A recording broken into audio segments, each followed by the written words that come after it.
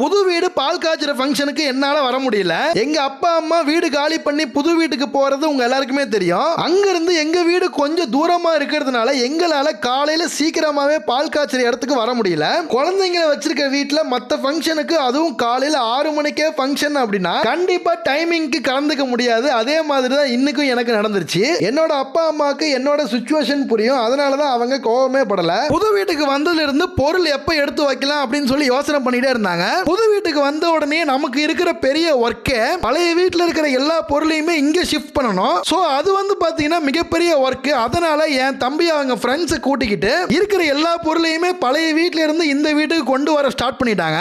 நீ போய் ஒர்க் பாரு, நாங்க பாத்துக்கிறோம் அப்படின்னு சொல்லி எங்க அப்பா அம்மா என்ன அனுப்பி வச்சுட்டாங்க. நம்ம ஃபாலோவர்ஸ் நிறைய பேர் அவங்க குழந்தைங்க போட்டோவை அனுப்பி நம்ம கிட்ட போட்டோ ஃப்ரேம் பண்ணிக்கிட்டாங்க. உங்க ஃபேமிலி போட்டோ இல்ல உங்க குழந்தைங்க போட்டோ இதே மாதிரி போட்டோ ஃப்ரேம் பண்ணணும் அப்படின்னா இந்த வாட்ஸ்அப் நம்பருக்கு மெசேஜ் பண்ணுங்க.